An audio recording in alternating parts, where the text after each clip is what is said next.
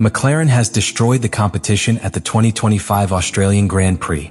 With Lando Norris taking victory from pole position and Red Bull struggling to keep pace, the question is unavoidable.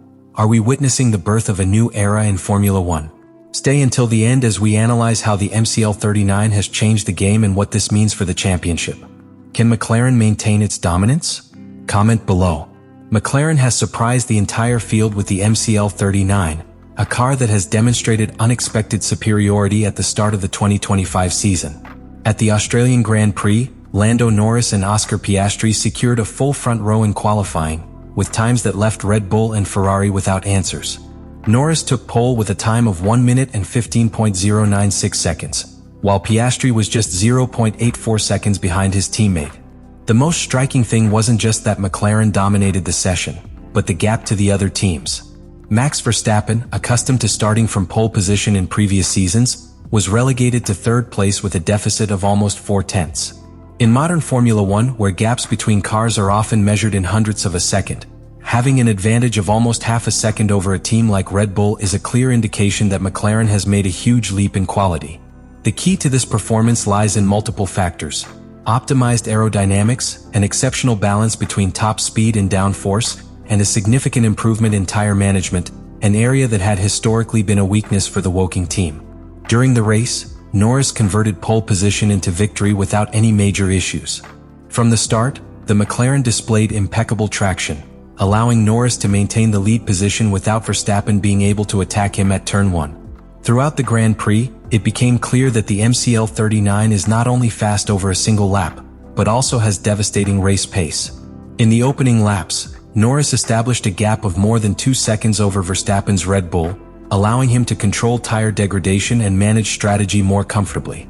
The most impressive aspect of the MCL39 in Australia was its ability to adapt to different track conditions. During the race, rain made an unexpected appearance, forcing the teams to make quick decisions regarding tire changes. While some drivers suffered from tire degradation and loss of temperature, Norris and McLaren reacted precisely, opting for a tire change at the right moment. This allowed the Briton to maintain control of the race without compromising his pace or strategic advantage. Another key factor in McLaren's dominance was its efficiency in pit stops.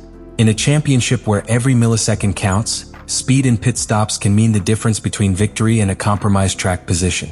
McLaren was not only the fastest team in tire changes during the Australian Grand Prix, but also demonstrated impeccable coordination in their execution. Norris made 2 strategic stops on laps 34 and 44, with times of 2.8 and 2.5 seconds respectively, figures that reflect the level of operational perfection the team has achieved. The performance of the MCL39 has also raised concerns among rival teams. Ferrari, which seemed Red Bull's closest contender after pre-season, found itself with a deficit of more than half a second in qualifying and a race pace that prevented them from getting close to the fight for victory. Mercedes, meanwhile, is still in a reconstruction phase with its new aerodynamic concept, which left them even further behind the top pace. The big question now is whether McLaren can maintain this advantage throughout the season. In Formula One, car development is as important as initial performance, and teams like Red Bull and Ferrari have the ability to react with improvements to their cars. However, what was seen in Australia suggests that McLaren has not only created a competitive car, but a package that could consolidate its position as the strongest on the grid. This exceptional performance has also changed the dynamics within the team. Lando Norris, who came very close to fighting for the title in 2024, is now in the best position of his career to challenge for the championship. Meanwhile, Oscar Piastri has shown he has the talent and speed to compete at the same level as his teammate, which could lead to internal tensions if the two continue to fight for victories in the upcoming races. The McLaren MCL39 has broken the mold of Formula One in 2025. With a combination of pure speed, efficient race management, and a highly coordinated team, the Woking-based team has made it clear it is ready to challenge Red Bull's dominance. The question now is whether they can maintain this advantage, or if their rivals will find a way to close the gap in the upcoming races. Red Bull has been the dominant team in Formula One for the past few years, with Max Verstappen securing multiple championships and a car that seemed unbeatable. However, the 2025 Australian Grand Prix has set off alarm bells for the Milton Keynes-based team. For the first time in a long time, Red Bull was not only outperformed in qualifying in the race, but was completely relegated to a McLaren that has made a statement. The RB21's performance in Australia left more questions than answers. During qualifying, Verstappen could only manage third, with a time that left him almost 4/10 off Lando Norris's pole position. In modern Formula One terms, this is a considerable gap, especially for a team that has been accustomed to setting the benchmark since the ground effect era. Single-lap speed has historically been one of Red Bull's strengths, but at Albert Park, they found themselves unable to extract the full performance from their aerodynamic package compared to McLaren. The problem wasn't limited to qualifying. During the race, Verstappen was never able to get close enough to challenge Norris, something that would have been unthinkable in previous seasons. The difference in pace was evident from the opening laps, as the Dutchman lost time trying to stay within the McLaren's DRS range. As the laps passed, it became clear that the RB21 was struggling to maintain optimal tire temperatures, something that became even more problematic when rain made an appearance. While McLaren managed to manage its tire strategy with surgical precision, Red Bull hesitated in its decisions, which cost it even more ground in the fight for victory. The upcoming races will be a clear indication of whether McLaren can maintain its advantage or whether its rivals will begin to make up ground. Red Bull, Ferrari, and Mercedes have the resources and know-how. One of the RB21's biggest issues in Australia was its behavior in medium and low-speed corners. Historically, Red Bull has designed cars with exceptional aerodynamic balance, managing to maximize downforce without sacrificing top speed. However, at Albert Park, the car showed inconsistent performance, especially in sections where rear stability was crucial. Verstappen reported on the radio that the car felt too nervous in certain corners, suggesting that the RB21 could be experiencing rear stability issues, something that had been a strength of Red Bull in the past. On the other hand, Liam Lawson's performance also highlights another problem for Red Bull. With Sergio Perez out of the team and the young New Zealander taking his seat, the lack of an experienced second driver became evident in Australia. Lawson finished outside the top 10, unable to offer the strategic support Red Bull typically received when Perez managed to gain ground. This disadvantage not only affects the fight for the Drivers' Championship but also jeopardizes the Constructors' Championship, where McLaren and Ferrari have more balanced lineups. The big question is whether Red Bull will be able to react in time and find the necessary solutions to make up for lost ground. If they fail to do so, 2025 could mark the end of their dominance in Formula One. McLaren has started the 2025 season with a clear advantage over its rivals, but in Formula One, dominance in one race does not guarantee success throughout the year. The key to maintaining this superiority lies in their ability to develop, manage their strategy, and adapt to different circuits. While their performance in Australia has been impressive, the question now dominating the paddock is whether McLaren can sustain this level throughout the season or if their rivals will find a way to close the gap. The first challenge for McLaren will be its pace of development.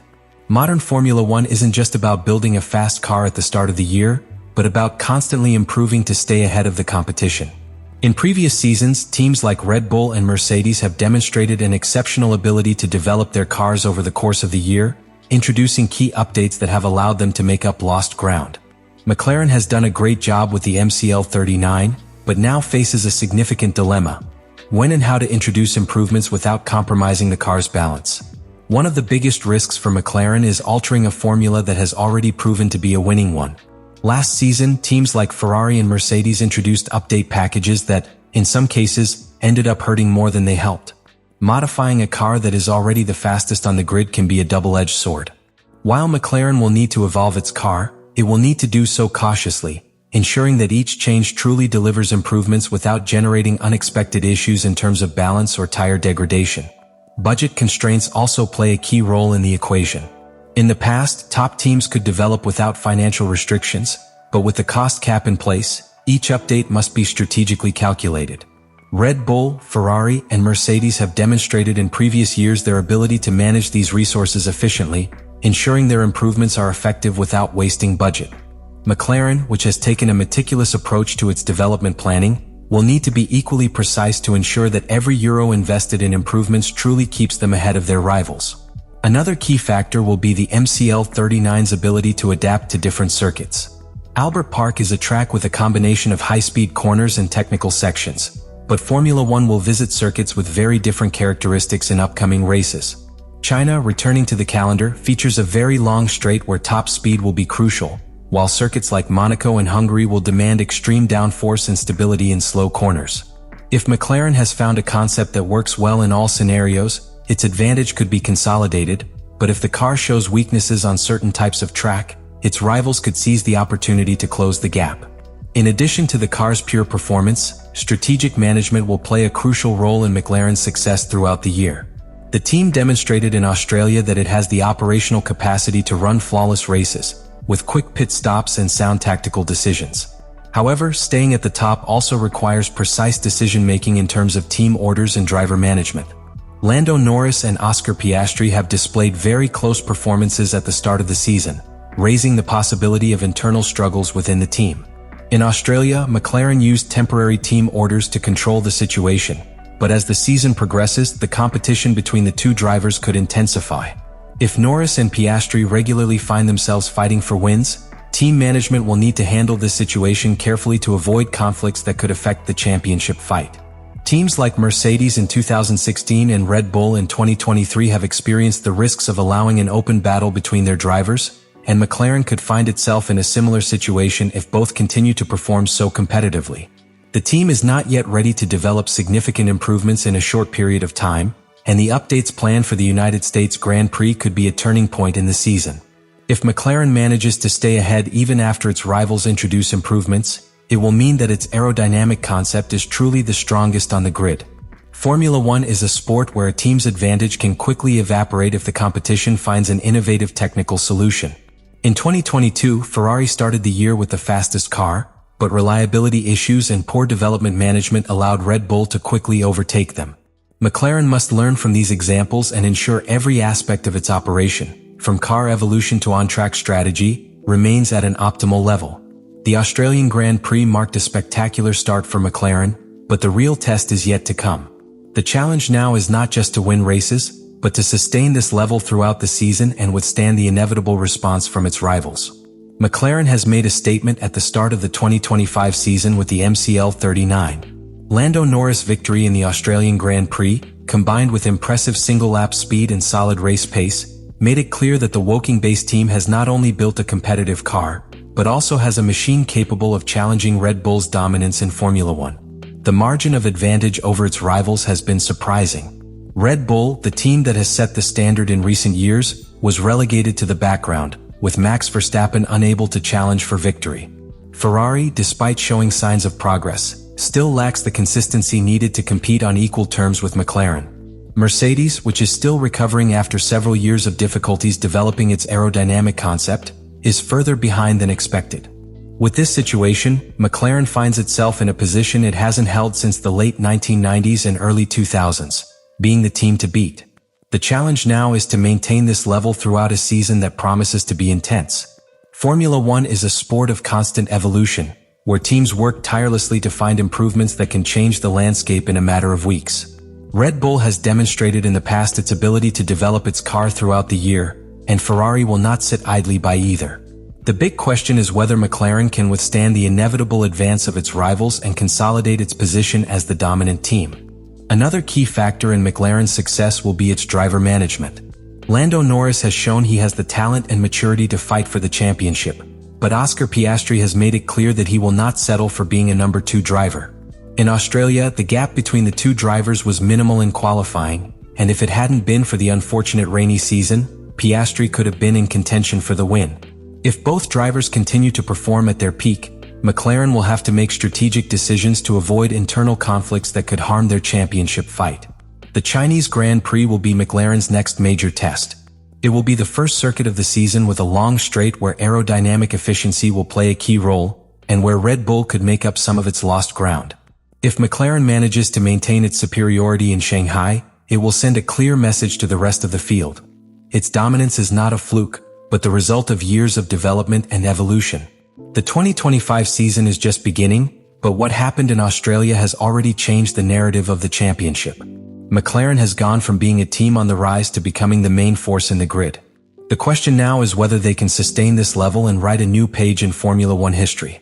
What happens in the coming races will determine whether we are witnessing the beginning of a new era, or whether rival teams will find a way to respond.